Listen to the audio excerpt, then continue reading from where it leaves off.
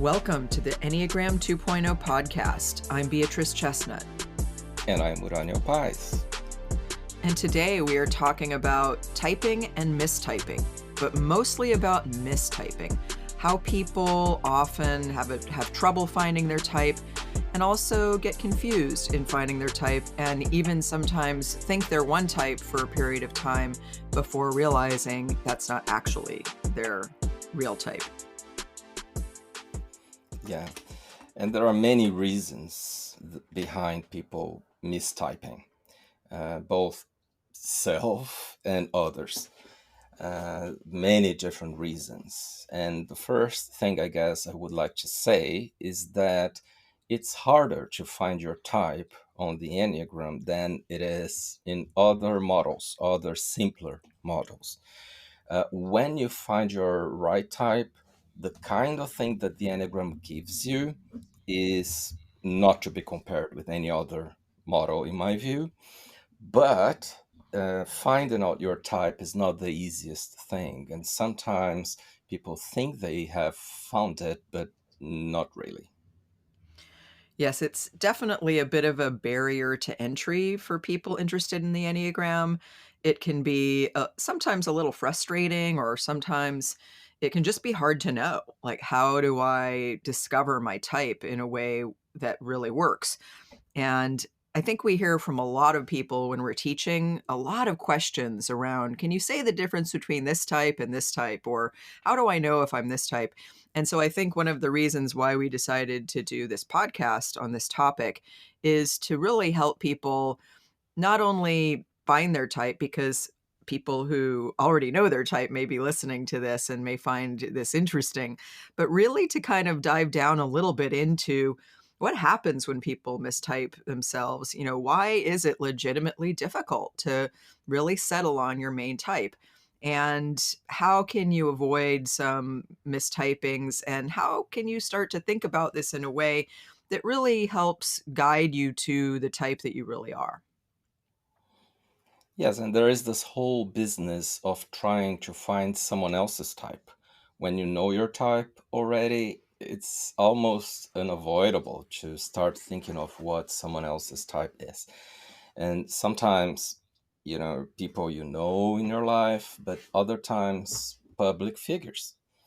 And it's also not very easy because when we see public figures, we see just what they show in public. But also, let me say that even Enneagram specialists very rarely are aligned when it comes to saying the type of celebrity or a politician. I actually thought that Trump would be the first person that we would have total alignment, because to me he felt more obvious, like him being an 8, a sexual 8. But even for him, I didn't see that. You thought that everyone would see how clearly he was, what Yes. type he was, but so many people didn't agree that he was an 8 and had other ideas. And I agree, that surprised me a lot too. And again, we need to say, whenever we talk about typing celebrities, that, you know, I think the main thing is that you don't get too 100% certain that you know, when obviously you don't. We don't know for certain what type Trump is. But I think sometimes, if we've been studying the Enneagram a long time, we can have an educated guess, especially if we marshal evidence to make an argument. And so I think that there's plenty of evidence to suggest what type Trump might be. But as you said, we were really surprised that people disagreed. But one more thing I want to say about Trump before we move on, and I do want to hear whatever else you have to say about this. But I think Trump, well, sometimes you and I talk about the repressed instinct. And I think he's also a great example of, potentially, if we're right about him, someone who has a social repressed instinct, someone who doesn't always know how what he says is going to impact the larger group. And certainly, I think he has his finger on the pulse of a certain element of his audience. But there's so many things that he's said that I think have upset so many people, and sometimes people who are socially repressed eh, do that. Yeah, from my side, it's just that when he became president and was more prominent, I just thought, finally there is someone that all of us Enneagram teachers will agree about the type, and I was completely wrong. So after that, I just gave up because it's not possible to have agreement. And I must say, there are different takes on the Enneagram, different perspectives, depending on the teacher, the school, what people see to type, how they type. So it's a complex matter. So, in a way, I think that on this podcast today, we'll add a few more pieces on what you and I believe is a good method of typing, and something we've been trying to incorporate in our CP Enneagram Academy. Yes, we'll say a few things about what we think it's important to keep in mind when trying to find your type, but then we'll spend most of our time talking about how mistyping happens, how you can avoid it, and some of the common mistypes of the types first, and then looking at some subtype information and how that can actually help us avoid mistyping. Yeah, and just before we go there, I just want to add one more piece. I personally get really frustrated when I read some Facebook groups about the Enneagram, when people are trying to type someone or talking about how do I know my type. And it's so much information I don't agree with that I not even know where to start, and it would take me so much time to do anything about it. And it's all there for anyone to see, and so there is a whole problem of disinformation for people when they go to social media when it comes to typing. I think that on Facebook groups, people speculate about someone's type, about how do I know my type when someone asks that question, and or when someone says I'm in a doubt between this, and that, these three types, and then an avalanche of answers come up that are all things I don't agree with, and I wouldn't even know how to start to offer another view because it's so much and it's everywhere that I give up. And to be very honest, I don't have much patience anymore for that. So I just think it's important for you who's listening to us now to understand that out there in social media, there is a lot of information that B and I don't consider particularly reliable. Yes, and I do think when we're talking about mistyping, we will be drawing on our personal experience of working with people. I still do typing interviews, and I really enjoy doing typing interviews. And I love the people I meet when I do typing interviews because often they're people who seek me out because they've been struggling for a while to really feel a secure sense of knowing what type they are. And I hear a lot of different stories. And I think when you're trying to type yourself, the first thing, of course, people want to do is take a test. And it's important to know that most of the tests out there are not very accurate, and even some of the best tests can be wrong. So, of course, it makes sense that you want to take a test. Sometimes it's just for fun, but it's very important to not give over your authority to know who you are or define yourself to a test. Too often, it's a little bit like when when we have a problem, we want to take a pill and we want it to go away. We want the test to give us the answer. And that short circuits the very important self reflection process that I think is the opening stage or the first stage of learning about yourself through the Enneagram. That typing process should be something that is undertaken mindfully, and that you see as the important, you know, kind of engagement with yourself to find your type that actually is really good. So try not to go to a test immediately if you're still looking for your type. Although if you do take a test, that's fine. Just look at it as one piece of data, and not the defining answer of all time. And of course, some of the tests are bar graphs, and they can say there are 3 or 4. I saw this on Facebook the other day. There are 3 or 4 types that are all 100% or 99% you, and so that makes it a little bit difficult too. But what else would you say about the typing process? I have a few more things to say, but I'd like to hear your thoughts. Yeah, I really liked what you said about tests, and there is a particular way that our brain works, which is when we say yes to something, we tend to stop being critical about it, and we start trying to validate that hypothesis, all the time instead of staying critical. And when you approach the Enneagram, try to stay critical, try to stay questioning yourself. And that includes your type, because it's good to keep investigating all the time. When you are confident about your type, then it's fine to simply stay with that and go along with it, especially if a good teacher is also comfortable with you saying that you are that type. But it's also good to know how difficult the job of typing is, and keep an eye open.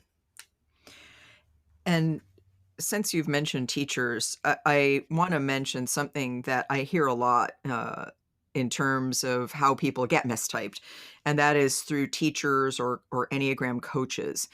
I hear a lot of stories of someone who early on in the process of trying to find their type went to an Enneagram coach, someone who specializes in it.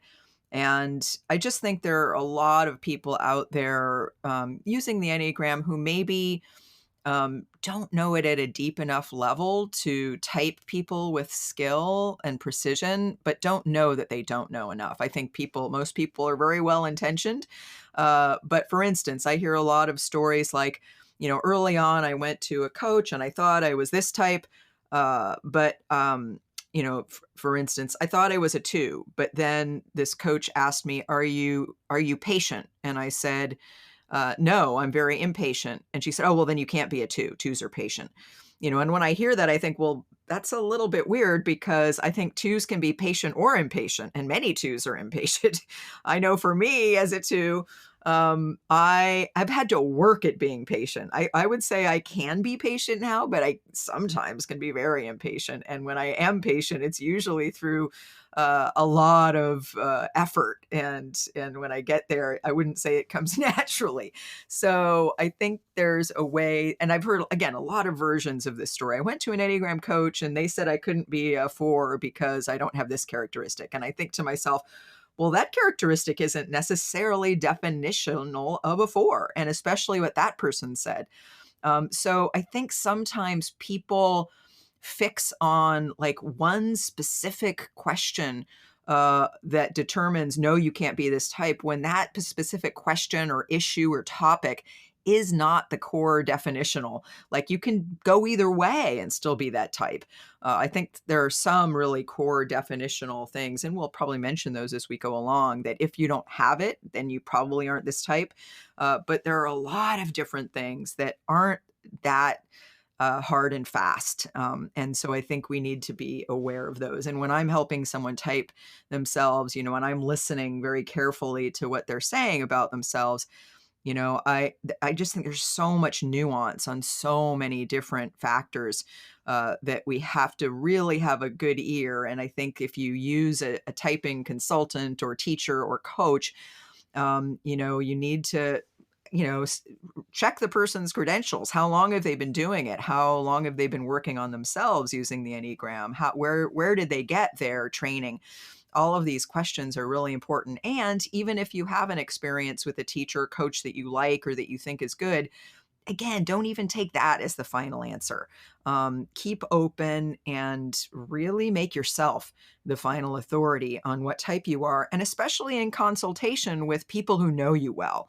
I think I hear a lot of good stories about people who say, well, I didn't see this trait in me, you know, and maybe it's like a nine who says, I didn't think I was conflict avoidant, but I talked to my best friend and my best friend said, oh, yes, I think you're conflict avoidant. I see you avoiding conflict all the time.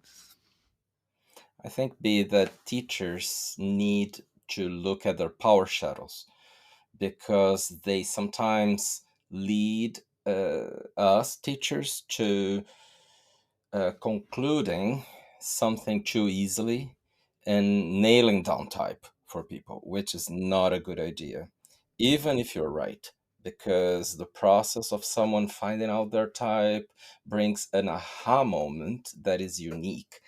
And let the person somehow find out their type and interfere a bit more only when it's truly needed because the person isn't going anywhere.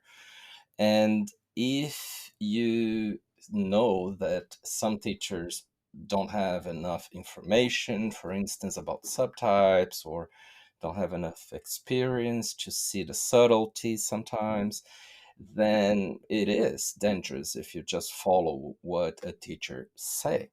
And the best Enneagram teachers are humble about saying what someone's type is, and they go for validation of different kinds, and the ultimate validation is the person's validation. So that is very important. You know, teachers, when teaching the Enneagram, should not be the gurus. Right, and I think you said the most important thing is I think teachers and coaches that work with the Enneagram need to have a measure of humility. There needs to be an ability to stay a little bit open to potentially being wrong, and especially not saying something hard and fast without exploring it in a deeper way. For instance, another example is one time I met this woman at a training, and her Enneagram coach had told her that she was a 6 and that she couldn't be a 7. And turns out this woman was a social 7, and a very clear one at that, in my view. And so there is a way that I think sometimes all of us, we just don't know what we don't know. And because of that, it's important to stay a little bit open and a little bit humble, especially open to learning more. Um, and for instance, you and I use the subtypes in everything we do, the Naranjo approach to the subtypes, as I call it. And I think one of the things that has helped me do is add a lot more nuance to my typing process when I'm helping guide someone to find their correct type, because the 9 categories are a little bit broad when we're talking and talking about really understanding individual characteristics. And for instance, you know, I've met a lot of 4s who don't relate to the social 4 description. So, for instance, they don't really relate to being melancholy or living a lot in sadness. And that's a little bit more of the social 4, but people don't recognize that there's a self preservation 4 that's different and a one to one or sexual 4 that's different in a different way. And so when people don't know the subtypes, that impacts their ability, I think, to skillfully type people. And if you go to one of those people, but they don't know what they don't know, and especially if they aren't open to maybe learning more and more to broaden their skill base, sometimes again, they may be bringing a certain mindset to the typing process that doesn't fully allow the deeper exploration that I think is kind of necessary when we're trying to find our type. Yeah, and subtype is a very important dimension to take into account to type correctly. And I would also add, you know, the instincts. And we had different podcasts talking about instincts and subtypes already. I just think that when we don't take these other dimensions of the Enneagram into account, we make lots of mistakes. And it's good to understand that. But just a bit more back to the, teacher bias at times. Some people try to type their friends, even though they are not teachers. And this is totally fine. So just make sure that you ask the person many questions instead of making affirmations. And make sure that you also have the person validate or not what you're saying after you say what what is the type you believe the person may be. And it's not because you're not a teacher that you shouldn't be concerned with accuracy and that humble side that we talked about. So if you multiply somehow and spread the word of the Enneagram, it's important to bear all of this in mind, even if you don't teach the system. Exactly. Exactly. And I think sometimes it can be a fun thing to do to talk about what type your friend might be. So it's not that you shouldn't do it. I think it's just uh, to, like you're saying, ask a lot of questions and don't assume you know things unless you've really checked it out with the person.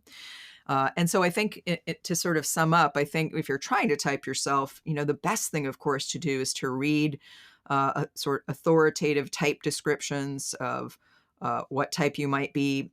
In the back of my book, The Complete Enneagram, there's an appendix that compares every pair of types in terms of how they're similar, but how they're also different. So sometimes that can help because we get like a lot of questions like that, like what's the difference between a 9 and a 4, and can 9s and 4s sometimes mistype themselves as each other? And of course that's true.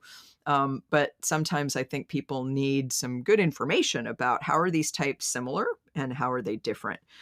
And it's important, I think, sometimes to ask yourself an either or question. Am I like this or am I like that? Because there are types, most types, even when they're lookalikes, have some things that are really opposite about them as well. Yeah, and basically beware of simplistic, uh, too general, and also stereotype descriptions of types that exist out there. Avoid them. Exactly. And again, I think the reasons why, again, to sum it up, that people get mistyped, which happens all the time. And by the way, if you have mistyped yourself or if you were spent some time as one type, um, you know, that's totally understandable. It's normal. As we've said many times, finding your type should be seen as a process, and sometimes thinking you're one type that you end up not being is part of your process. So there's no, there's no right or wrong about any of this. But I will say some of the reasons why I think people get mistyped, and then I want to hear what you think about this, if there's anything you would add to the list. One thing is that there are especially behavioral traits, but traits that different types share in common. Right. So, for instance, 2s and 9s are a common mistyped because 2s and 9s share many traits in common. They both seek to be helpful. They both avoid conflict. They both focus their attention primarily outside themselves on other people or what's going on in the outside world, as opposed to inside themselves. Sometimes they don't know what they want or need, or it's hard to access what's going on inside. It can be hard to make decisions sometimes. So lookalike characteristics are a big reason, and there's a lot of lookalikes. 2s can look like 7s, 3s and 8s can look alike. 9s and 7s can look alike. 5s and 1s can look alike.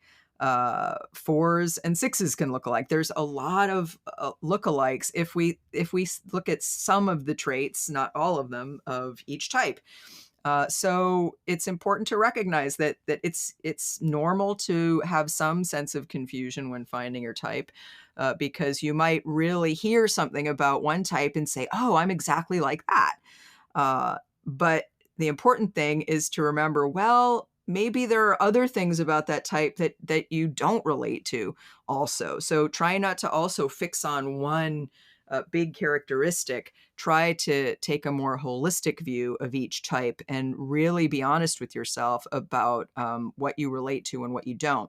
Now, second thing, sometimes we can think we relate to something or think we don't relate to something about a given type, but it's a blind spot, right? Either we think we're a way we're not, sometimes because we'd like to be seen that way, or we don't own something that is true about us. So sometimes sevens will say, well, I don't relate to that trait sevens have, or that is described in Enneagram books, saying that sevens avoid pain and that's why they pursue pleasure or enjoyment or what's positive. And it's a blind spot in sevens that they're actually moving away from or pushing away painful emotions.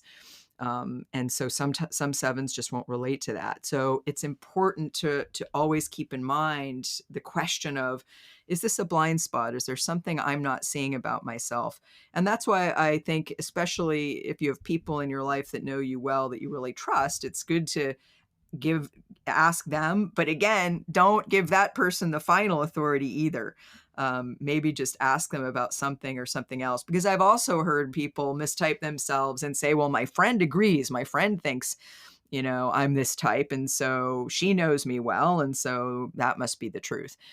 So again, do take in the feedback from people who you know and trust, who know you well, but don't give them the final authority either. Right. Yeah. I also believe that we always need to include motivation behind behavior and not only behavior. We need to take it into account to get to a more accurate typing. It's not very easy for people who don't practice self observation, but it's a great exercise and it is important when we define type. It's the why I do that and not only the what I do.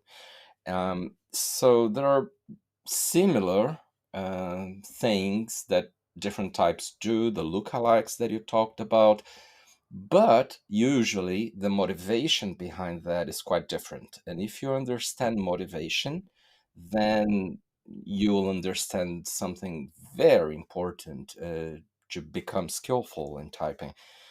I also believe, B, that there are some rules for good typing, and they are: don't consider only the current moment you have in your life. Consider your life as a whole, as a process, and all moments of life.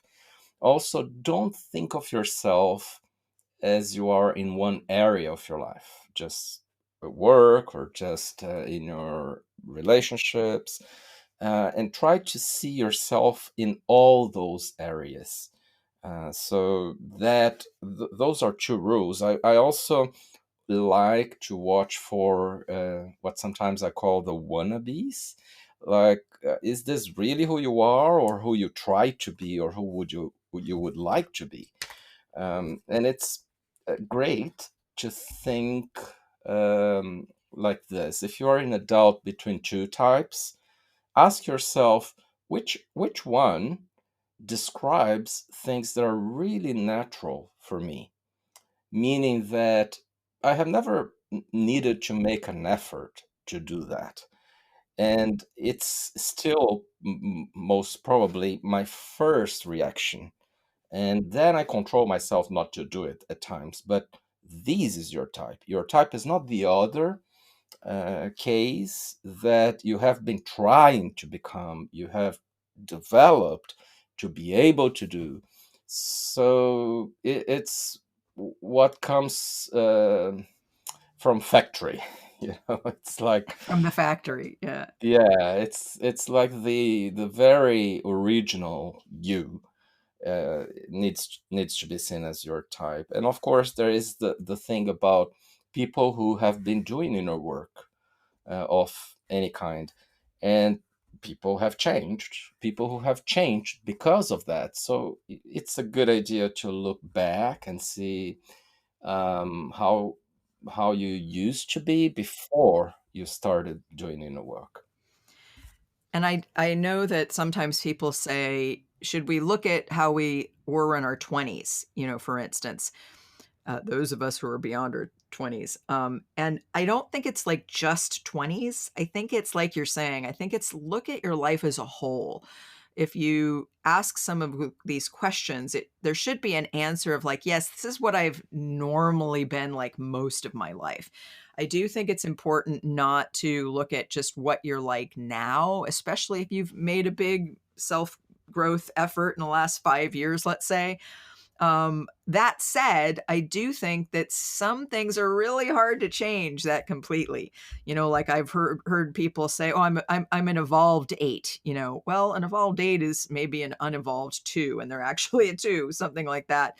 So it's really important to know that we do change, we do grow. But some of these underlying trends, like you said, the core motivations, which are so important, they don't change that much over time. It's still there. Now, that said, some of the sort of surface things get sanded down or get changed.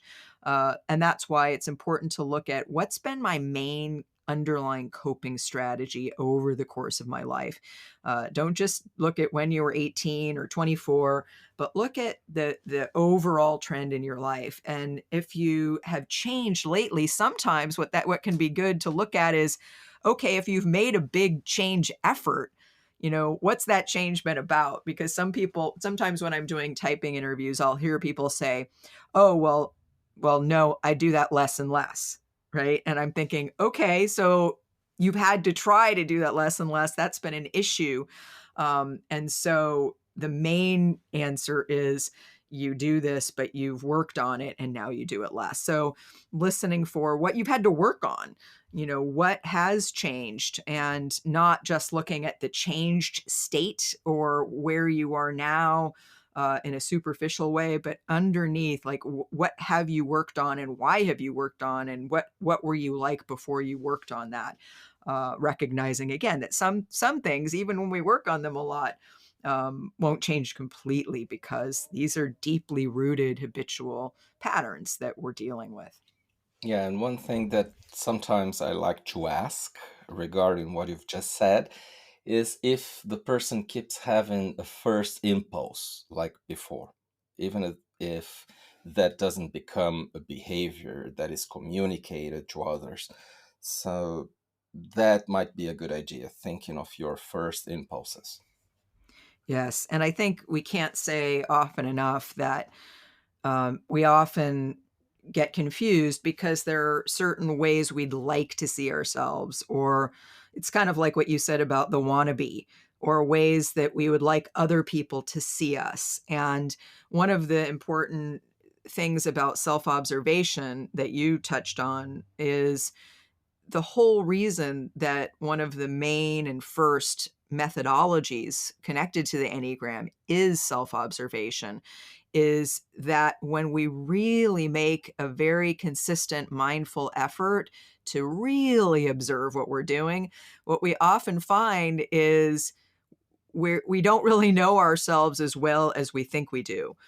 We may hold a certain idea in our mind about what we're like, but we haven't really looked at ourselves lately and said, am I really like that? Or am I different, but I just kind of want to or need to see myself that way? Yeah, perfect. Um, and I guess I also want to comment on something about the motivation. I said that it's important to consider the motivation behind behavior, but how to do that? And I'd say that if you listen to two podcasts of ours here on Enneagram 2.0, you will get to that. And they are the podcasts about the subtypes and the podcast about the passions of each type. I think those two explain really well where some of the main motivations of a type come from and what they are type by type. So try to consider passion, subtype, and later on you could also include what we call the fixation, and we'll sometime do a podcast on that also. And we also did a podcast on countertypes. And what we find is often when people have really struggled to find their type over a period of time, when it's a bit harder for them to feel secure about their type, they end up being a countertype. And the countertype is the one of the three subtypes of each type that's a bit upside down, that it doesn't look like what many people think that type looks like, because it kind of goes against the flow, especially of the passion, the core emotional motivation that colors so much of how the type shows up, but in a way that's often unconscious. So it will be good to consider those. And again, if you're someone who is still really trying to find their type, or thinks they might be mistyped, or is trying to help other people not mistype themselves, those might be good resources. So should we talk about the nine types and some common mistypes or common things that happen when they're trying to type themselves? Or is there anything left to say by way of introduction? No, I think we're good to go. Let's talk about the 9 types. Okay. So shall we start with 8 as we usually do? Please, please do. Okay. So what do you see in terms of type 8? How do you see eights mistyping themselves? What are some common issues that come up for eights when they're trying to find their type and they might get mistyped? Well, I can mention a few. One is in certain cultures that do not value the typical 8 behavior of confrontation and sort of creating some conflict, then some 8s might resist a bit more to see that they are like that. And I'd say that in many cultures, this is even more common for women. Some women 8s sometimes don't see themselves as easily as men who are 8s. But in my experience, having taught in many different places, I believe this is very much related to culture. And another thing to me is that sometimes the very first reaction of 8s is to deny something. And that is part of what explains being an 8. And I've seen 8s saying, no, I'm not necessarily like that. No, no. And many times 8s say no as a first reaction, while they are still considering that they might be that, or that they agree with that, but they first say no at times. And it all depends on who's also trying to help them get typed. If the 8 is happy with the person or not, and if the 8 wants to be typed or not. Um, but if it's about your own type that you are trying to identify, just beware of your tendency to deny content. Yes, and again, a big blind spot for eights is vulnerability, and sometimes the typing process itself can feel vulnerable, uh, especially if other people are involved. So there can be an issue for eights in not wanting to reveal themselves as part of a typing process, or not wanting to let other people know something as personal as their Enneagram type. So there can be a little bit of a pushback on the typing process itself, or the self-discovery or the sharing of self that can sometimes be connected to that. But that said, I see eights sometimes mistyping as threes. I think especially social threes, and also occasionally as fives even. I've seen that happen a few times. Sometimes, usually it's the self-preservation eight that mistypes as a five. Um, and occasionally also there's a confusion of between 8 and 1. And again, especially, and I'm noticing it's hard for me not to bring the subtypes in right away, but especially the sexual one can look a lot like an eight. And I think sexual ones sometimes get mistyped as eights, but eights sometimes can get mistyped as ones in my experience. Yeah, and as you said before, there are so many different mistyping cases that at this point you and I have seen multiple times, each type being mistyping for all the other eight types.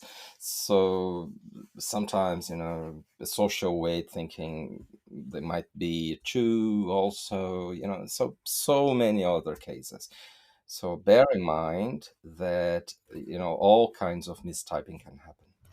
Yeah, I think that's probably one of the ones I see the most is a social eight who thinks they're a two, sometimes a nine, because the social eight isn't as obviously aggressive or in touch with anger or expressing anger. And especially, again, if it's a woman, sometimes women have been conditioned to not show anger or not be too assertive.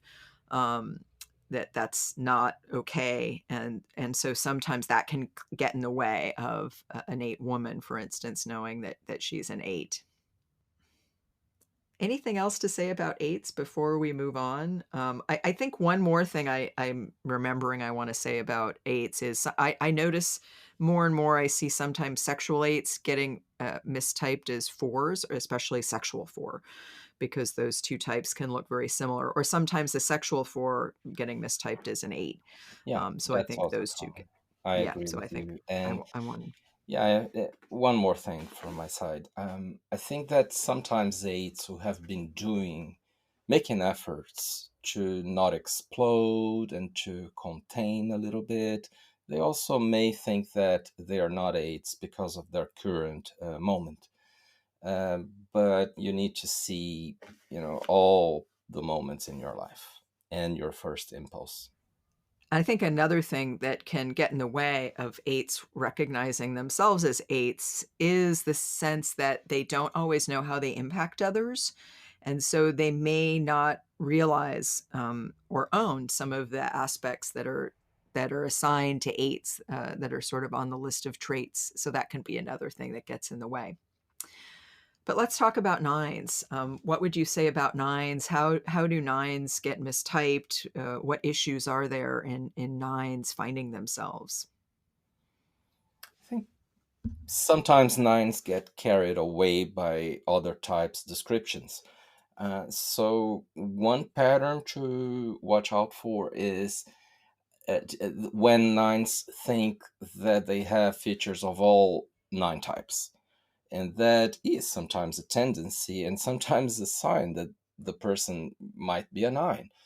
Because I see myself being like that or like that. And the more I listen to descriptions, the more I got confused. That is a nine feature at times, and it's important to know that it's not even that nines adapt as an image game, but they may absorb a certain feature of the environment, people who are with them, and they may just go along to get along. And then it's important to know that if you are a nine, you have this tendency of seeing yourself in all other nine types, and that almost helps validate you as a nine. Yes, it's often the nine that relates to all the types or really sees themselves in two or three or four types. And even sometimes I've seen nines who kind of think they are nines. All of a sudden they'll say, well, wait a minute. No, actually, maybe I'm a four, or actually I'm a six. So it's hard for nines, I think, to really land often and to give up the sense that they might be another type, because nines are so good at putting themselves really deeply in the shoes of somebody else. And especially, I think, if they've had important people in their lives of different types, sometimes it can be hard for them to really let go of the possibility of being that other type because they really relate to some of those characteristics. And often nines, of course, have trouble really knowing who they are from the inside, of accessing information about themselves in a way that makes them feel more secure in a kind of decision about this is who I am. Yeah. And then we need to say that many other people who are not nines are conflict avoidant. And that doesn't guarantee that a person is a nine. Maybe nines are the ones who avoid conflict the most, and certainly the ones that get bothered with conflict the most. But most people out there of all types are conflict avoidant. So don't see only that aspect to make your decision. And at the same time, it is a defining characteristic of nine. So in other words, if you're okay with conflict and you can even move toward it sometimes to really get it out there, you're probably not a nine, because that is a defining feature.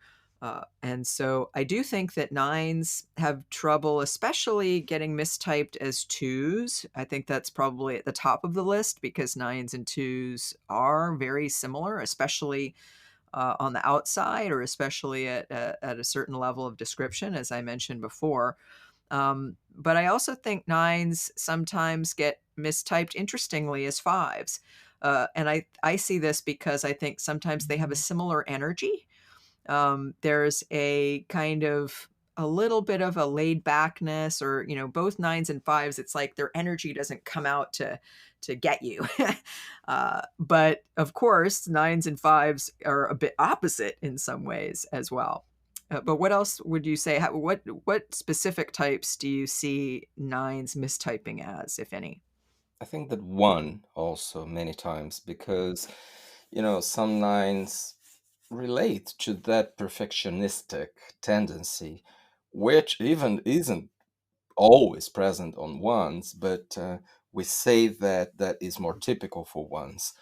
And nines think they are perfectionistic, and maybe many times more because of a somewhat obsessive tendency that makes them get engaged with routines and with processes. But it's different than ones because while they may be self-critical, they are not as self-critical as ones, like being extremely harsh on themselves. They may be even very self-critical, but not to that point. And definitely ones are more critical than other people than nines are. Yeah, they're more critical or judgmental of others than nines. Yeah, I agree with you on that. And I do think too, sometimes, although nines can be quite self-critical, they often don't show it as much as ones. You don't see it leaking out very often. Like I'm often very surprised when I hear that my nine friend is so self-critical. But yeah, I think nines again probably have the most difficulty with mistyping, and so that may be that can often be a way of seeing the nine in them right there. But shall we move on to ones? Or should we talk a little bit about the subtypes of nine? I do think that social nines often mistype as twos or threes, because they tend to be very busy and more out there. I think sexual nines can mistype as fours often, sometimes twos or threes. And self-preservation nines can sometimes seem a little eightish. I mean, probably not mistaken for eights very often, but a little bit, in that they can tend to have an energy about them that's quite powerful.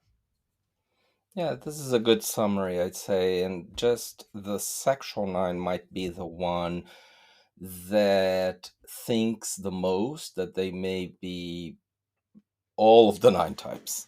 I think that's a Right. bit more typical of sexual nines. Yes, because they merge the most.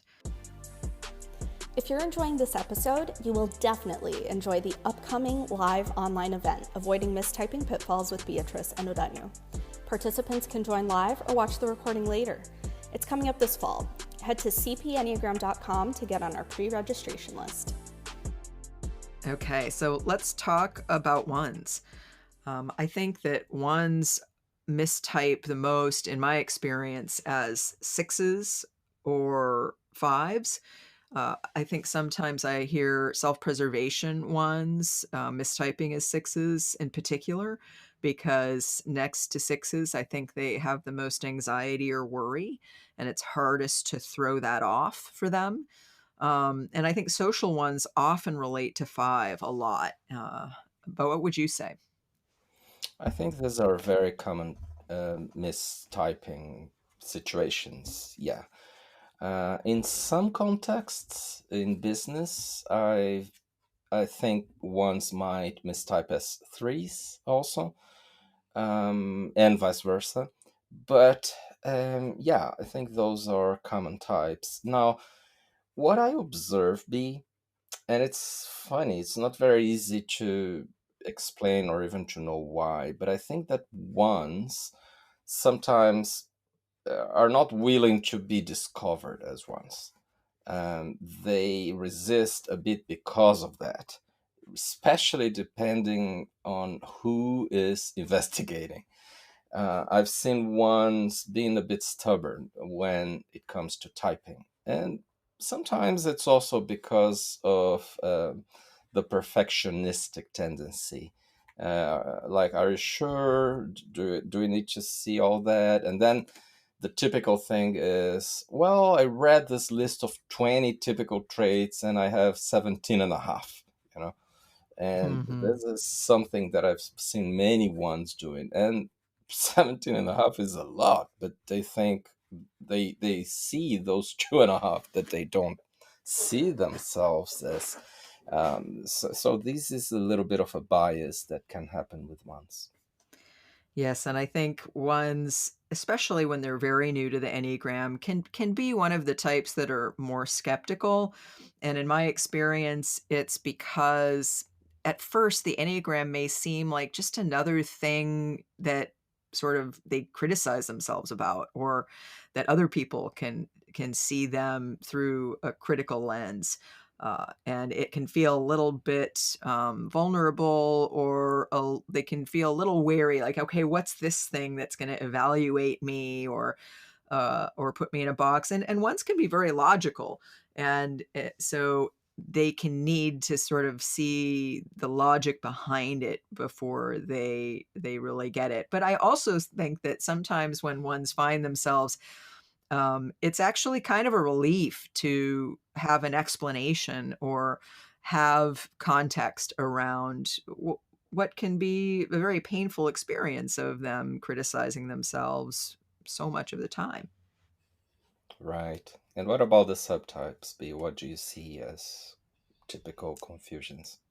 Well, as we said, the self-preservation one gets confused with six, the social one gets confused with five, and I think the sexual one gets confused with eight, probably the most. Maybe sometimes sexual four, but especially eight. And I think especially if you have a teacher or a coach who doesn't know the approach to the subtypes that we use, um, you're more likely to, if you're a sexual one, to not be seen as a one. Because sometimes a sexual one can be so more out there with their anger and have their energy that's sort of more going out, have a bigger energy about them, and be more forceful. And sometimes I've seen those people get typed as eights if someone doesn't really know the nuances of the subtypes, and especially what the sexual one is all about. Yeah, and I would just add that when the one person is self-preservation repressed in the instinctual sequence, this person may not see themselves as ones if the description that is being offered is stereotyping ones as being perfectionistic. That happens a lot. That's really important. I can't tell you how many times I've heard someone say, well, I can't be a one because I'm not neat in every aspect of my life, or I'm not tidy, or I'm not completely organized. Every aspect of my life isn't totally in order. Or I've heard this one a lot. People have heard that ones are very particular about how the dishwasher gets loaded. And I'm not that way, so I can't be a one. And so again, that's a little too specific.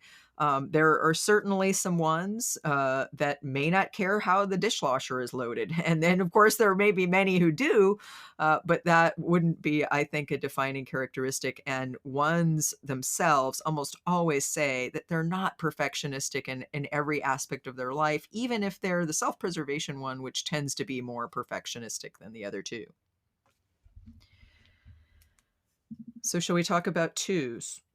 Yeah, and you should start, obviously. Okay. I did not mistype myself in the beginning. I was fortunate to learn it through one of the most important teachers, Enneagram teachers in the modern era, David Daniels, who told me he thought I was a two. And I looked it up and I was instantly completely convinced that that was my type. So that's just not my story. It doesn't make my story better or worse than anyone else's, but that's me. Now, twos, I actually have been surprised lately in that I've been doing a lot of typing interviews where someone ends up being a two, but for one reason or another, they didn't see it or were confused. Often it's when they're the self-preservation two, which is the counter type of two, which is my subtype. And this is because this is a two that has much more ambivalence about helping people, that doesn't necessarily look for people who need them. And so I think one of the things I want to say about this is, and I think this is important to keep in mind for mistyping, is watch out for stereotypes. Because I think one of the biggest things that leads to mistyping in all types is stereotypes. People have the idea of this type always does this, or this type is like this. And they don't recognize sometimes it's the subtype nuances, or they don't just recognize that that's a stereotype and it's not 100% true. And sometimes twos just want to look helpful. They don't actually want to be helpful. And I think that's especially true for the self-preservation too. And I've heard a lot of things like, well, someone told me that, if I wasn't super generous all the time, I couldn't be a two. Or if I didn't do this, I couldn't be a two. And again, I think twos are more complicated than is sometimes presented. And I've said this many times, but I never get tired of saying it, that twos get presented, in my view, by many teachers and books and representations too simplistically, as always wanting to help people or just looking for people who need them to feel a sense of importance. Now, certainly those are factors in type two, but a lot of twos recognize themselves as being more self-oriented. Like I kind of do want to know what's in it for me, And I think a lot of twos are also, um, the giving to get is a big blind spot, and that can make the picture more complicated. Yes, some of the times they're altruistic and generous, but sometimes they're kind of in it for themselves, whether they see that or not. But I think twos generally get mistyped as, of course, nines, sometimes threes. I think threes get all the credit for being super competent and productive, and I think twos can be that way a lot. All three subtypes of twos can be very competent and productive and hardworking. I think sometimes they get mistyped every once in a while as a one because they can have a kind of perfectionistic mindset. But with twos, it's a little bit more oriented toward wanting to be perfect for you or for someone to like me. I have to be perfect. And also sometimes fours, because they can tend to be more emotional. And sometimes the self-preservation too, I think, can be mistaken for a six. And I've said a lot, so now I want to hear what you think. I think you actually said it all, the most important things. The only thing I would like to add is that in my experience, twos can become different depending on what the other person expects from them. and they might get confused with that, but it's a two feature similar to threes. And on similarly, twos also sometimes don't want to be seen as being bad. And I'd say that if the explanation of who a two is particularly harsh, you will push away potential twos telling you that they are twos. I think that type 2 is one of the most sensitive to taking in, hard descriptions about them that won't make them look particularly good. That's really important. I think sometimes twos can not want to own that they're twos because it feels humiliating to have people see kind of what's behind the curtain. I think twos, and it's the pride of the two, they so badly want to be seen in a positive light that if there's something that they sniff out in a description that sounds quote unquote bad or unattractive, they may resist owning their type, sometimes in ways they see and sometimes in ways they don't see. I think that's really important. And of course, I think we need to say that the social two can often be confused with three or eight, especially social eight. And that's a really important one that I've seen. And the subtypes help a lot with discerning between the social two and the social eight.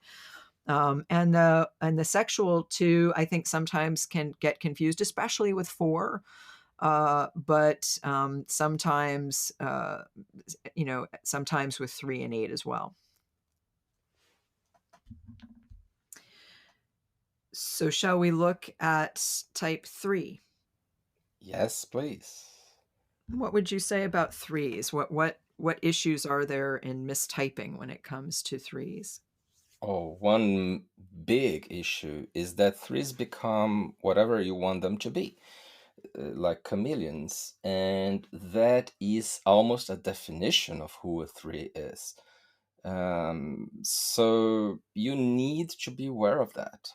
Like the other day, I was working with someone in a company, a senior director of a big company, and on an Enneagram test, the person had come out as an 8. But it's because at a particular challenge that he had recently, becoming a CEO of one of the companies of the group, he had to play the 8 role, and therefore he replied to the test questionnaire as if he was an 8 because he was playing that role. But after talking with this person, we realized he was actually a 3 for different reasons. So threes can be mistaken for any other type. I remember seeing a nun who really thought she was a 1, but that was because her particular Christian order sort of expected her to behave and be like a bit one-ish, and therefore she could really misguide someone typing her as if she was a 1. So that can happen in multiple ways. So it's important to look behind behavior and to see if that behavior has always been like that or not in other circumstances. Yes, I would say threes are really at the top of the list of the types that can mistype themselves and often get mistyped. Probably right up there with nines, but for a very different reason. And one of my teachers, Claudio Naranjo, used to say that Americans in particular are three blind. And this is because the United States is a three culture. And threes, as you're saying, become whatever is valued. And threes are often motivated to become whatever image in a particular context is seen as successful or admirable or valued. And so it's really easy for threes to see themselves in a very deep way as being another type if that's the image that they have cultivated, as exactly as you're saying. And so I find that there are times when threes are mistyped for long periods of time, sometimes forever, um, when they are mistyped by other people, and when they just really don't see that what they've done is the identification process. And again, the identification is the defense mechanism of type 3, and it's a process where the 3 sees themselves as who they have identified with. They see themselves as an image, and they don't recognize that they are not that image. And so sometimes 3s have a real struggle finding their actual type because they haven't yet learned who they really are, and they have a hard time self-observing that they have over-identified with the image and that they are not that image. And so I think that's a really important thing, and mistyping can be a hard process, or something that threes can fall into quite easily. Now I think there are some subtype things to say. I think threes generally can get mistyped, like you're saying, as almost any type. I think self-preservation threes often mistype as ones. I did a workshop once, and there was a woman there who had thought she was a one for a long time, and realized she was a self-preservation 3. And I think a lot of threes don't realize what the options are, and they, in many of the books, the social 3 is the main 3 that's described. And same with me in corporate environments. I find a lot of self-preservation 3s, and they sometimes don't relate to the description of the 3 because they don't see themselves as seeking recognition, or needing to win, or being competitive, or needing to kind of be the best, because they're more humble and they're more about being good, or doing the right thing, or getting the job done, and not being vain in any way. And so self-preservation 3s, I find, often find themselves through the subtype descriptions, and same with the sexual 3 to some degree. It's a 3 that wasn't really on the map, both 3s, before this subtype approach. Yeah, another thing that leads to mistyping when it comes to type 3 is when the person works in the business setting and is goal oriented, fast paced, results oriented, and self promotes a bit more. But that's because these are all important things to do in that setting. And this is not a guarantee that you are a 3, especially if you have adapted yourself to do so, and if you have to force yourself to do so as part of the game.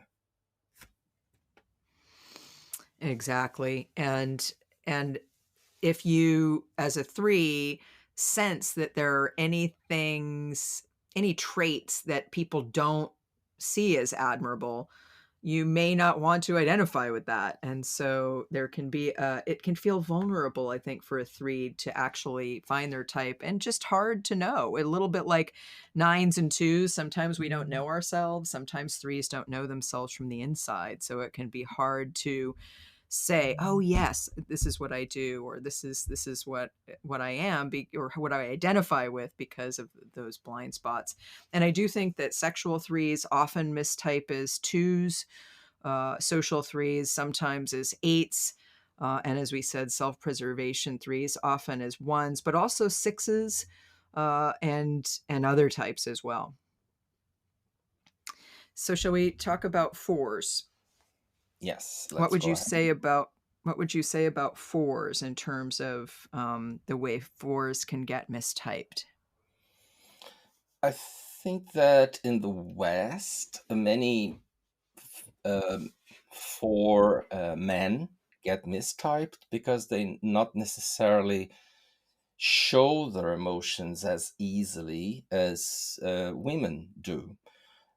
Also, I believe that everybody from the East, like I'm talking globally here, like Asians, sometimes find it harder to see themselves as fours because the type 4 patterns might relate more to the inner experience, the inner world, rather than what they show out there, because it's not as easy to show and display emotions, or not as culturally expected or even accepted in some cases.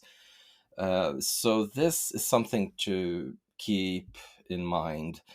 But from a more practical perspective, many times I believe fours get mistaken for eights, especially in the sexual subtype, because of the intensity, sometimes with threes because of the competitive streak, sometimes with nine, especially the social subtype, because of low profile approach to things, and sometimes looking a bit shy, or with many other types in the self-press 4 case. But what do you think? Yeah, I would say that that fours sometimes get mistyped. I guess it's hard for me not to see this mainly in terms of subtype, uh, because I think the three subtypes of four are so different from one another. I do see sometimes social fours getting mistyped as other types, sometimes sixes, maybe sometimes ones. I think because of the focus maybe on what's missing, or um, something that gets called fear that isn't always, that may be a kind of emotionality. Um, I think, of course, sexual fours get mistyped a lot because people don't understand the way the subtypes work with fours, and people don't recognize that when someone's, pretty easy with expressing anger and intensity, I think people go right to eight. But I think sexual fours are also people who are, pretty free with expressing anger and can be very intense and feel a lot of emotion. And then, of course, I think the self-preservation 4 is the type that probably gets mistyped the most of all 27. And we've talked about this before, but part of this is because the self-preservation 4 isn't, the description isn't really in very many places. And sometimes when I do typing interviews and the person ends up being a self-preservation 4, they say, well, where can I read more about this? And it's like I don't really have many places to send them. And I always feel a little bit embarrassed. As you know, I'm a little uncomfortable with self-promotion, saying, well, my books and our work in CP Enneagram. But that's really some of the only places, because although our approach comes originally from Claudio Naranjo, he hasn't written that much that widely about the subtypes. And so, but self-preservation 4s get mistyped as a lot of different types, sometimes as ones, sometimes as threes, sometimes as, probably less often, as fives, but even sometimes as sevens. And that might be an interesting mistype to talk about. I have seen fours mistype as sevens. Partly because they identify with the idealism and the creative visioning, and the self-preservation 4 in particular, but also a bit the sexual 4 can be have very active energy, be someone who really wants to explore the world, and someone who wants to look at the bright side, who often got the message that they should be happy. And also for the self-preservation 4, being happy or expressing more positive feelings can be a way of connecting with other people, or a way of working against being aware of envy. Yes. Shall we move on to 5? Yes, and why don't you say a bit about this? I think many 5s get mistaken by 1s and 6s, but this is even more common for self-press fives.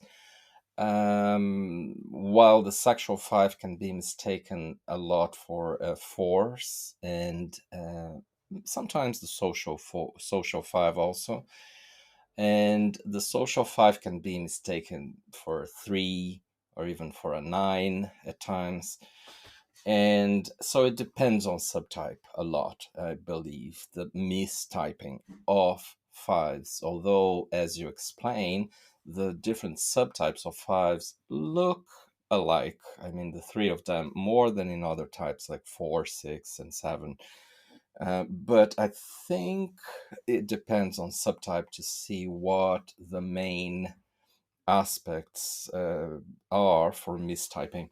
But in general, I think that the problem with mistyping for fives is when you think of the five in an environment that they have already learned how to adapt. Because fives do adapt to being more communicative or a bit more out there. When it's needed, fives go do it with an interesting thing, which is a lot of regret in the inside for doing that. But it's not uncommon or even not too difficult for fives to adapt.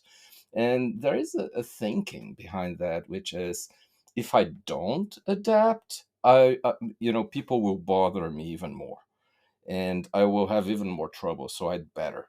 And then they go do something about that. So you can see fives really playing roles, but differently than threes. They are always aware that they are playing roles. There isn't something like self deceit. It could be deceit of others though about that, and they don't sustain that role for too long, so it's something also typical. But mistyping happens when you get the five in one of those moments when the five is playing a role out there for whatever reason. Yes, I think mistyping can happen a little less with fives because, like you're saying, they really know what's going on with them. A little bit the opposite of, say, nines or threes. They're often pretty clear on their inner experience and what they're thinking and doing when they're not adapting, as you say. And I really think it's interesting what you said about nines adapting, because I think that's probably a subtlety that a lot of people don't know about. But I've heard something very similar from a good friend of mine who's a self-preservation five. And she is someone who, one of the doubts I had about her being a five is she is very focused on her image. She always looks really good. She puts a lot of thought into the clothes she wears and the decor in her house. But she told me that a lot of it is for camouflage.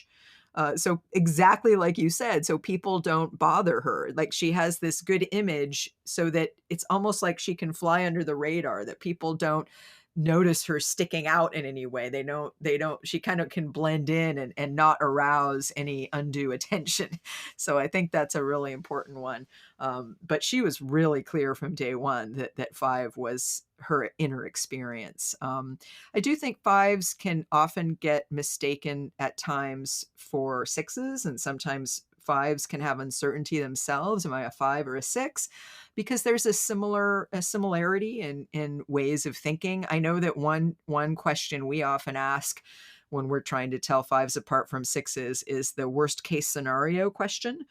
I also think fives get confused with ones a lot, in that they can look very similar, especially on the outside. Um, and every once in a while, as we said, fives and nines, I think, can get confused. But I think sexual fives oftentimes can think they might be fours and can really have a hard time saying, am I a self-preservation four, like a four that kind of puts somewhat of a lid on my feelings, or am I a sexual five who's more five but has more access, at least especially deep inside, to my emotions? And I think social 5 can look a bit like 7 because they tend to be more out there, and the social instinct makes them comfortable on stage or working on behalf of social causes, talking more frequently and in more detail about what they're thinking and how they feel very passionately about certain things. But what else would you add to that? No, I think that's it. I think we just need to really consider also the motivation behind someone being more quiet. It's not because the person is more quiet or seeks for privacy that they are a 5.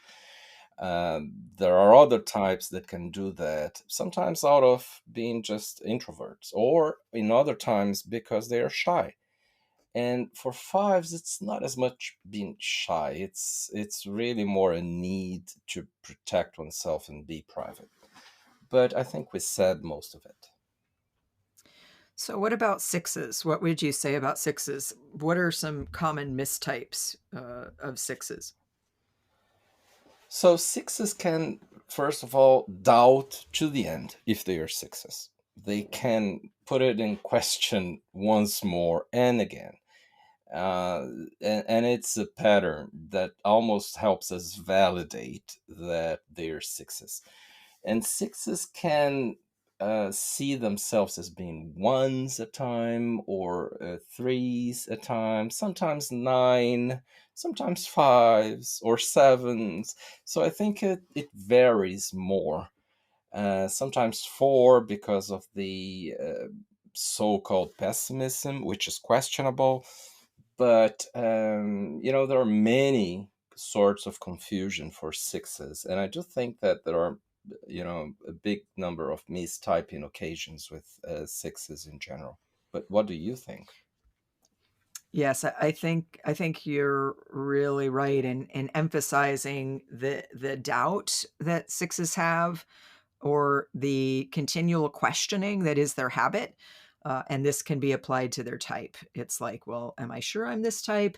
I do think that 6s they can get to a sense of certainty because they can be very good at seeing the type patterns in action. I think one confusing factor is the fear element. Sometimes 6s have a hard time identifying with the fear piece that is so important to their character structure because they don't call it fear, or they haven't experienced it as fear, or they've experienced it so much that it's such an ever-present kind of experience, but again, they haven't put the label fear to it. So sometimes I think that can be hard in recognizing themselves in the descriptions. I think I see 6s the most often mistyping as 1s, and I think sometimes it's the self-preservation one. The social 6 can look a lot like social 1. So I think that 1s can be a mistyping. 3s, I think, can be another common mistyping. And sometimes I think this is because, 6s have an arrow line to 3. And I think some 6s, whether as a response to stress or as part of the way they can get really hardworking in response to needing to manage things in their life, including fear. So I do think 6s can get confused with 3s because they can be very hardworking, and especially under certain conditions, can look a bit like 3s. So I see that as another big one, and 5s to some degree, like we talked about when we discussed type 5 itself.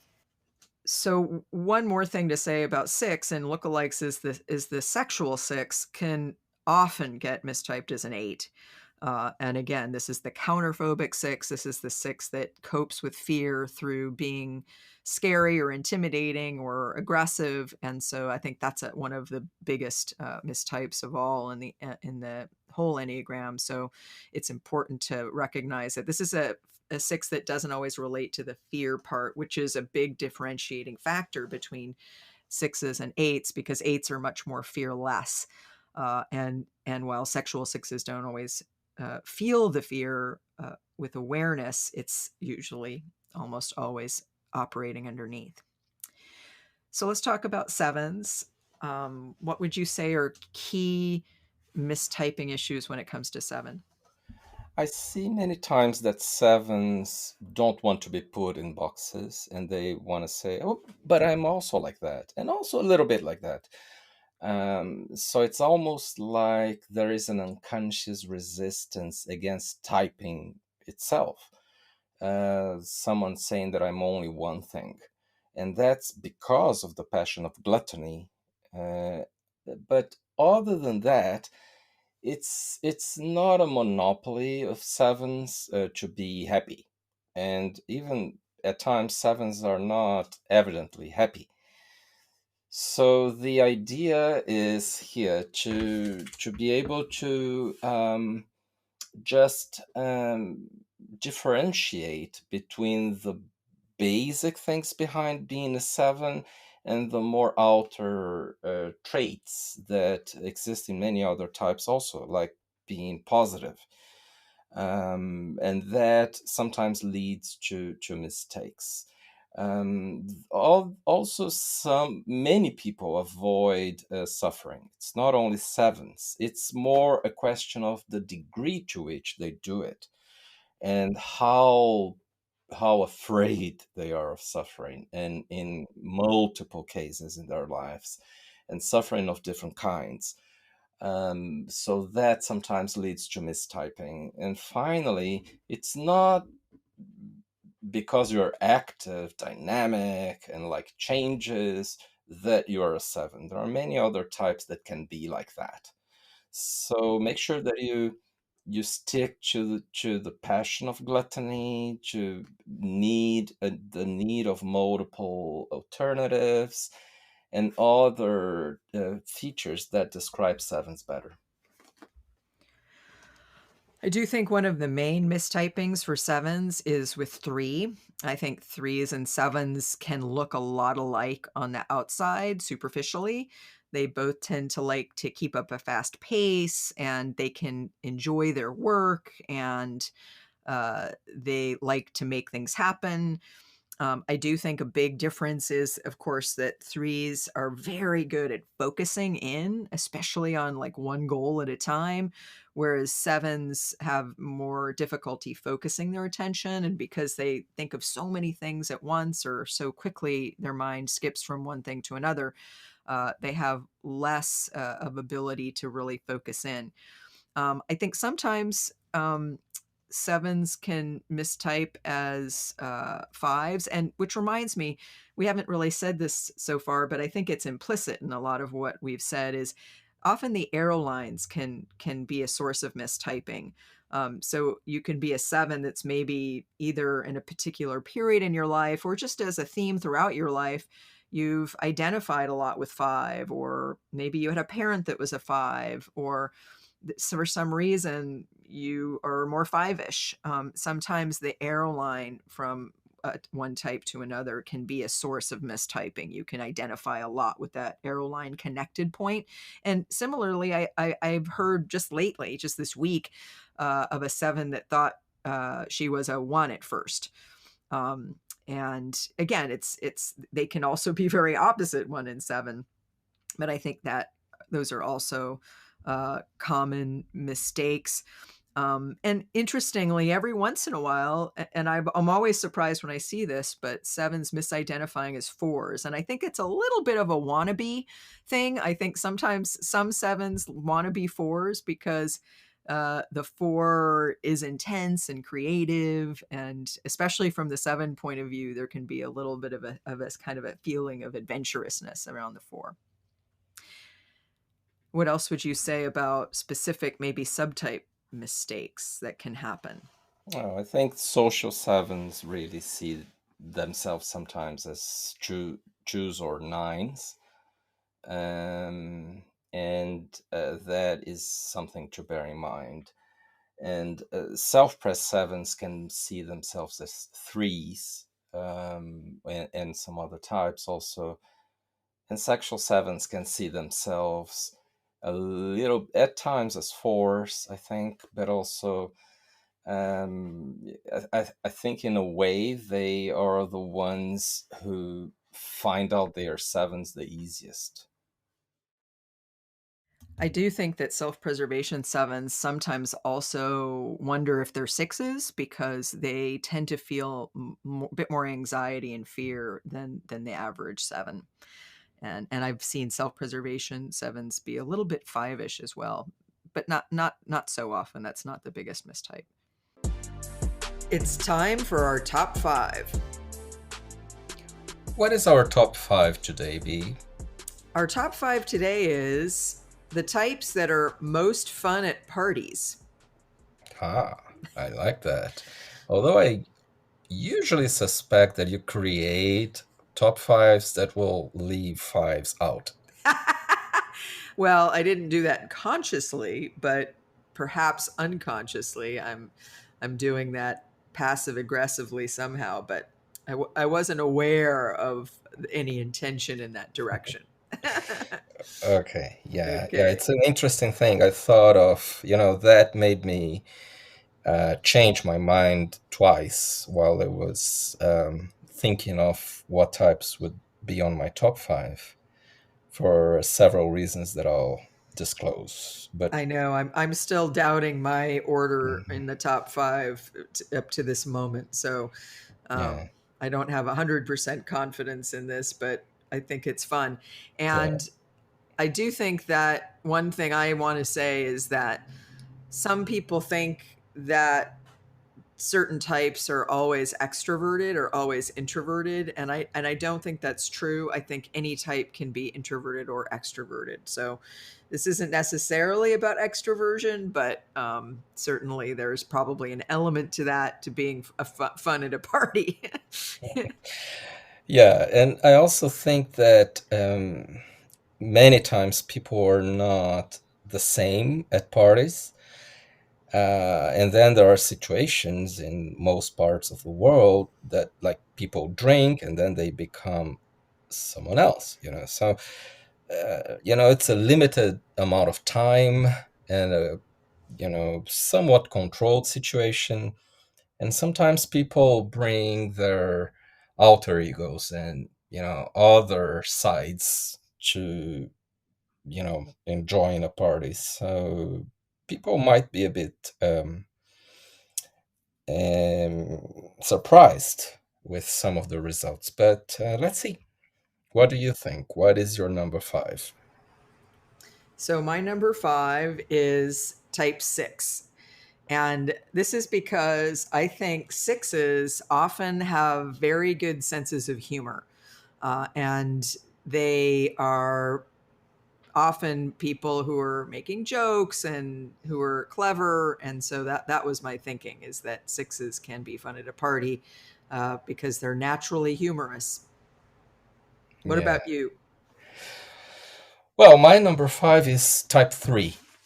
I think that threes many times can relax a bit more when at parties, and yet, just a few threes, not most of them, are the ones who really initiate fun per se.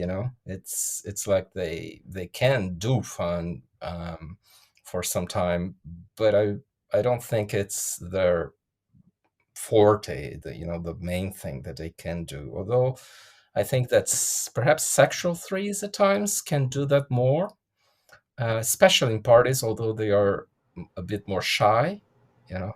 Yep. So yeah, it's interesting. It's not the most one, but it's in the middle, so it's my fifth.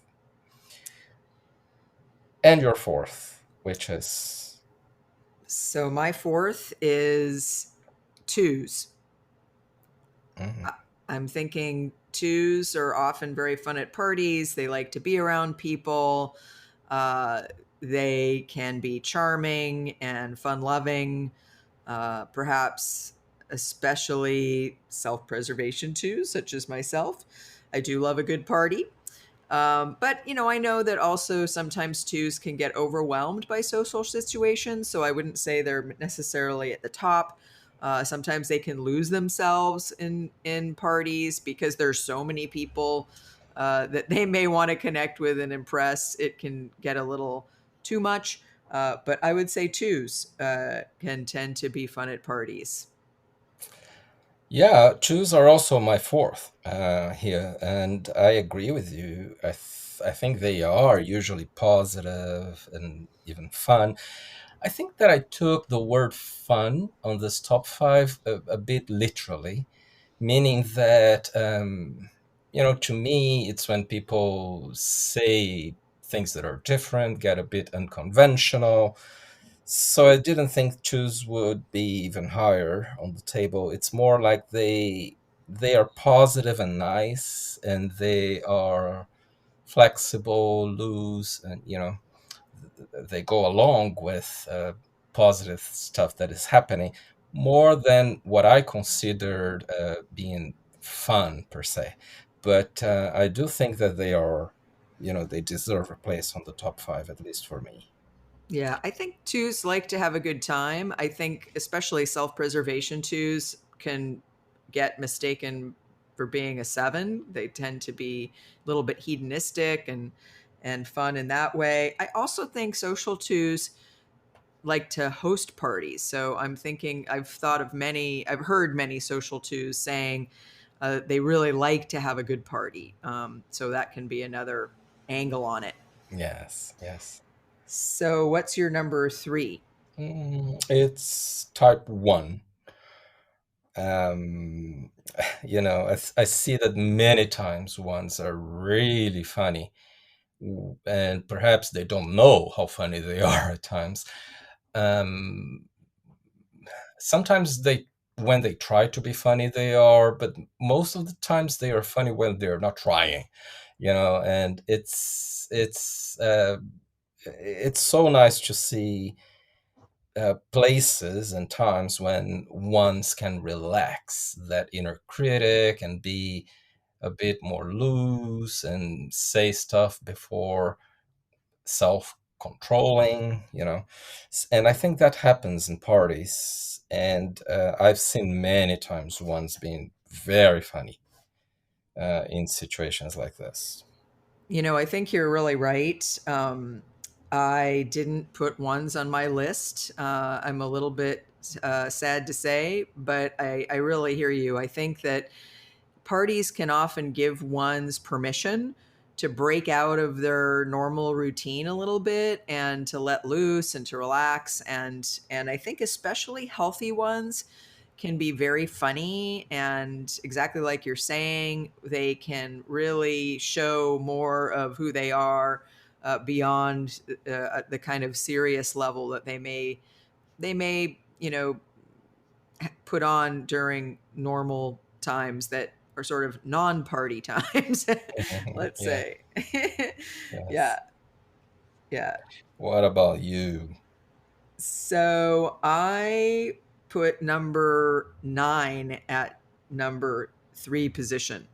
I was thinking of I have to say, I was thinking of some of the nines I know personally. So maybe that's a smaller data set. But some of the nines I know are very fun. They like to connect with people. They're humorous, like inherently humorous. Um, and easygoing and fun to be around and enjoy connecting with people and add a certain element to a party that I think is kind of fun in a very grounded and natural way. Interesting. Yeah. And what is your second B? So my second is type 8, actually. Mm-mm. Yeah. And I think eights, because they have a lot of energy and because they enjoy people and they have a sort of lust for life, let's say, often they can really enjoy indulging or being with people, and like their big personality can come out at a party and add a lot of fun to the atmosphere. That's kind of what I was thinking. What about you? What's at your number 2? I certainly see what you said about eights, although I haven't included them. I don't think I thought it was like some eights and not a total pattern, but I hear you. Yeah. And my number 2 is type 6. I think that sixes have a great humor, usually. And sometimes at parties, especially after, some time, they uh, they're just brilliant. The stories they tell and how they interact with other people. They are very quick-witted, um, and I love the kind of humor that sixes have, which is smart, sometimes self-deprecating or critical of others, but in a humorous way. Um, yeah, so and I think that there are so many stand-up comedians who are sixes. I don't know if you agree with this or not, but it's my impression. And so yeah, sixes on my second place. Yeah. Yeah, I agree. As I said, I had him at the 5 position. I think because I think some sixes I know can be a little bit more serious uh, and have a harder time loosening up. But I do fully agree with you. And I think you make a good argument for them being at the second position. Yeah. And I think we probably agree on number 1. Yep, I think probably so. What did you put? Type 7. I was thinking, would it be a little bit of stereotyping saying that sevens are the funniest? But I do think they are usually. I think parties are one of the favorite moments and places for sevens, and they are very spontaneous. And I see my son, who's a 7, and 7 friends of mine. I have memorable passages with a close friend of mine who's a 7 in parties from different times in our lives. Really unforgettable passages. And I think sevens can be really, really fun. But is this also your number 1 or not? Yes, it is my number 1. And it's funny because I immediately thought of a very good friend of mine who's been a friend for a long time, and he's a 7. And he often says, quite humorously, that he's fun at parties. It's kind of one of his jokes. And he indeed is fun at parties and loves a good party and often starts the party or makes sure we get it on the schedule. And I just think sevens are naturally suited to party environments. Now, certainly there are probably some sevens out there who are a bit more introverted, but I think most sevens come alive and enjoy a party, and some may even live for parties. And I'm thinking also another friend of ours who is an American who lives in Greece, and she's done quite a bit of Enneagram work there. And she has Enneagram cocktail parties. And I thought it was funny that she even turned sort of Enneagram panels and studying the Enneagram into a party. So yes, 7 is at my number 1 spot. Yeah. And I just want to say that all other types can be really fun at times. I know some 4s who are like showmen, really, and really fun at parties. I just don't think it's as much a standard for type as in other cases. But even 5s, even I can be fun at parties here and then, like we do that party in one of our retreats. That how do you call it? Come as you're not. Yeah, come as you aren't. Yeah, so we need to play another character, and I think I can be sort of fun doing that. Oh my gosh, sort of fun. At our last one, I have never laughed so hard as I did when I watched you during that party, because you came as a heart type. and you were wearing a red heart that you'd cut out of paper, and you had written on it something like, can I help you, please? Or something like that. And the look on your face, and a lot of people don't know that you are an excellent actor. Am Because I? you really stayed in character, and you were so funny. The look you had on your face and the way you were acting, it was hilarious. So I do have to say, it would definitely be a stereotype to say fives are not fun at parties, because fives are definitely fun at parties, and you're proof of that. However, I do think that sometimes fives may not be always up for the party. And it reminds me of the T-shirt that I just sent you as a late Christmas present. Yes, it's wonderful. Although uh, embarrassing also. Yeah. yeah. Can I Will tell you? people what it Yeah, says? go Yeah, ahead. it says, I found a T-shirt that I had to buy and send to Uranio, and it says on it, is whatever this is almost over? Because so often when we're traveling or doing different things, you're looking at me like, can I leave now? Yeah. And so So if yes. you And want your five in your life to be fun at parties, agree beforehand how long you are going to stay in the party. And then you'll have a very fun five with you. yes. And I'm glad you said that of course, any type can be fun at a party. It's an individual thing, but I think, as we like to do for our top five, we did make some, we made some statements about at least what we think are our opinions on this. Yeah, it was a good one. Yes. Okay. It was a fun party talking about who's fun at parties. All right. So thank you for listening. Join us again for our Enneagram 2.0 podcast, where we talk about all things Enneagram.